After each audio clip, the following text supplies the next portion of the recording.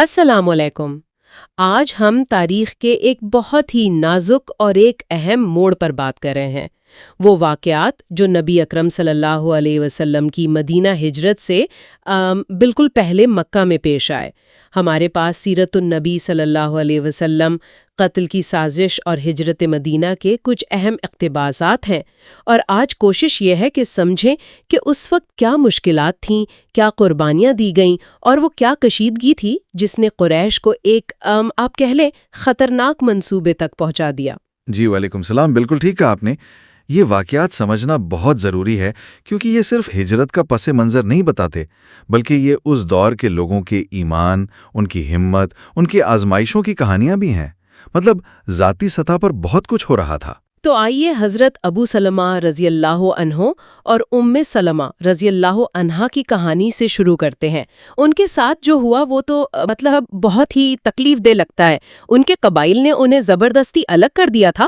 جی، یہ بڑا ہی دردناک واقعہ ہے۔ ام سلمہ رضی اللہ تعالیٰ عنہ کا قبیلہ بنو مخصوم، وہ انہیں اور ان کے بچے کو زبردستی لے گیا۔ پھر ابو سلمہ کے قبیلے والے آئے، وہ بچے کو چھین کر لے گئے، تو ابو سلمہ بیچارے اکیلے مدینہ چلے گئے۔ اللہ اکبر۔ اور ام سلمہ وہ کیا کرتی رہیں؟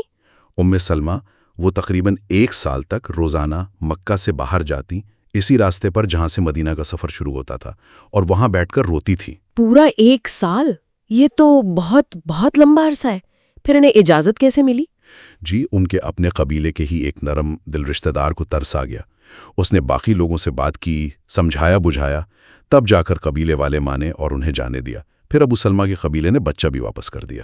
اچھا، لیکن حیرت کی بات جو آپ بتا رہے تھے کہ انہوں نے سفر اکیلے شروع کیا، اس زمانے میں ایک خاتون کا اکیلے سفر کرنا؟ جی بالکل، یہ بہت غیر معمولی بات تھی۔ وہ تنے تنہا اونٹنی پر بیٹھ کر نکل پڑیں۔ راستے میں مقام تنیم پر انہیں حضرت عثمان بن طلحہ رضی اللہ عنہ ملے۔ وہ اس وقت مسلمان نہیں ہوئے تھے اور کعبہ کے کلید بردار تھے۔ اچھا، تو انہوں نے کیا کیا؟ انہوں نے کمال کی شرافت دکھائی۔ وہ آگے بڑھے، پوچھا کہاں کا ارادہ ہے۔ جب انہیں پتہ چلا تو انہوں نے کہا میں آپ کو چھوڑ آتا ہوں، اور پھر وہ پورے راستے ام سلمہ رضی اللہ عنہا کی اونٹنی کی مہار پکڑ کر پیدل چلتے رہے۔ پڑاؤ پر اونٹنی بٹھا کر خود دور چلے جاتے تھے۔ صبح پھر اونٹنی تیار کر کے لاتے، یہاں تک کہ انہیں قبا مدینہ کے قریب پہنچا دیا۔ سبحان اللہ، یہ تو بڑی اعلیٰ ظرفی کی مثال ہے۔ جی، ام سلمہ خود فرماتی تھیں کہ میں نے ان سے زیادہ شریف اور نیک انسان نہیں دیکھا۔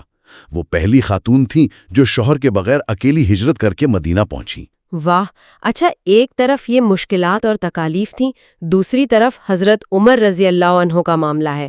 وہ تو بالکل الگ انداز سے گئے۔ انہوں نے تو سنا ہے اعلان کر کے ہجرت کی۔ جی ہاں، یہ ان کی جرت اور شان تھی۔ وہ چھپ کر نہیں گئے، پہلے کعبہ گئے، اطمینان سے طواف کیا، مقام ابراہیم پر نماز پڑھی، پھر وہاں جو قریش کے سردار بیٹھے تھے ان کے پاس گئے اور کہا تم میں سے جو کوئی چاہتا ہے کہ اس کی ماں اس پر روئے، اس کے بچے یتیم ہوں، اس کی بیوی بیوہ ہو، وہ اس وادی کے پیچھے آ کر مجھ سے مل لے۔ اوہ، زبردست! تو پھر کسی نے روکا؟ کسی کی ہمت نہیں ہوئی۔ یہ اعلان ہی اتنا پررعب تھا۔ سب جانتے تھے عمر رضی اللہ تعالیٰ عنہ کا کیا مقام ہے۔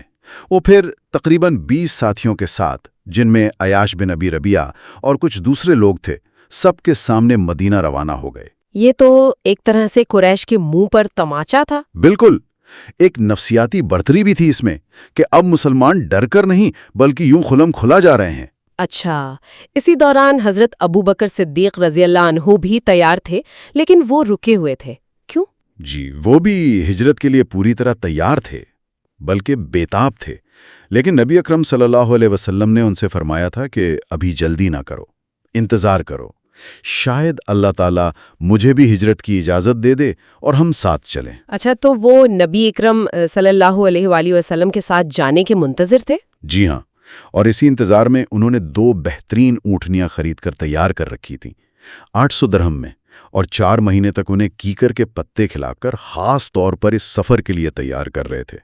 یہ ان کی محبت اور تیاری تھی۔ تو جب قریش نے دیکھا کہ ایک ایک کر کے مسلمان مدینہ جا رہے ہیں، وہاں ان کی تعداد بڑھ رہی ہے، ایک طاقت بن رہی ہے، اور خاص طور پر انہیں یہ فکر ہوئی کہ اگر خود نبی اکرم صلی اللہ علیہ وآلہ وسلم وہاں چلے گئے تو یہ ان کے لیے بڑا خطرہ بن جائے گا۔ بالکل، یہی ان کی سب سے بڑی پریشانی تھی۔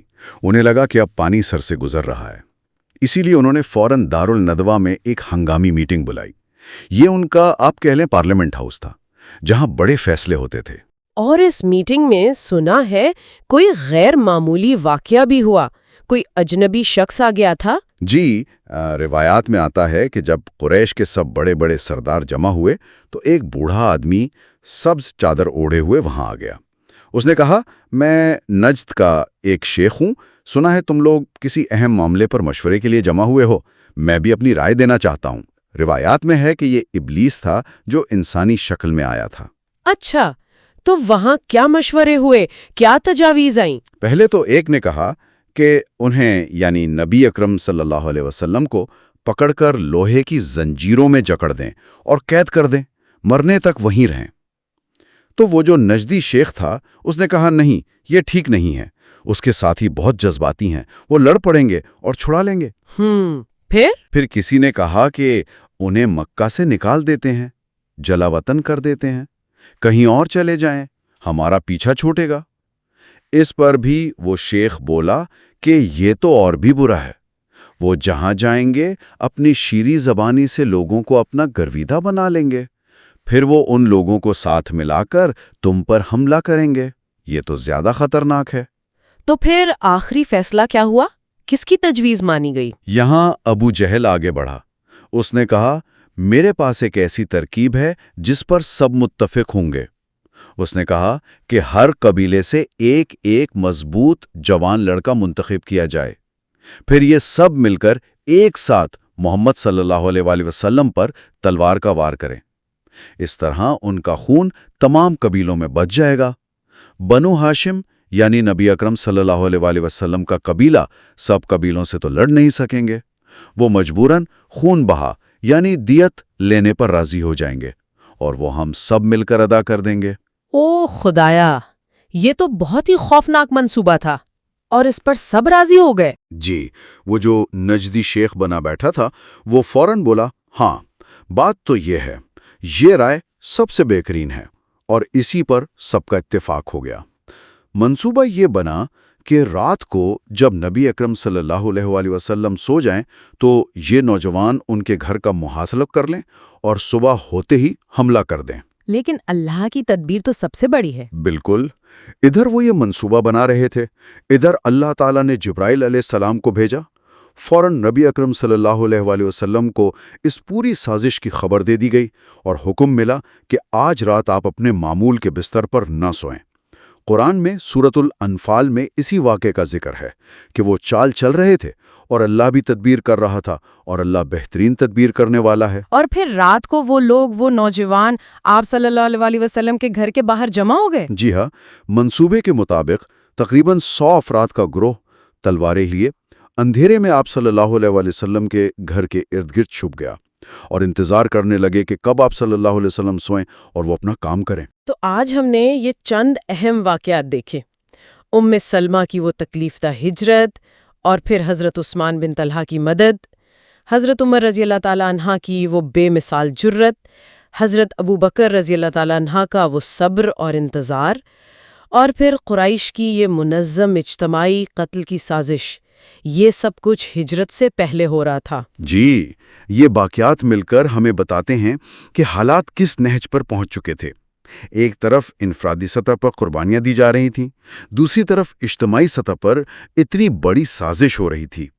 یہ دونوں چیزیں مل کر اس عظیم ہجرت کی اہمیت اور ضرورت کو واضح کرتی ہیں، وہ ہجرت جس نے واقعی تاریخ کا دھارا بدل دیا۔ بالکل۔ آخر میں سننے والوں کے لیے ایک سوال چھوڑے جاتے ہیں۔ قریش کی یہ جو سازش تھی، جس میں اتنی تفصیل سے منصوبہ بندی کی گئی، تمام قبائل کو شامل کیا گیا، بدلے سے بچنے کا راستہ نکالا گیا، اور روایت کے مطابق اس میں شیطانی کردار بھی شامل تھا، یہ سب مکہ کے طاقتور حلقوں کے نزدیک نبی اکرم صلی اللہ علیہ وآلہ وسلم کے پیغام کی بڑھتی ہوئی تاثیر اور اس سے محسوس کیے جانے والے خطرے کے بارے میں کیا ظاہر کرتا ہے؟ اس پر ضرور سوچیے گا۔ اگلے ہفتے مزید گفتگو ہوگی۔ اللہ حافظ۔ اللہ حافظ۔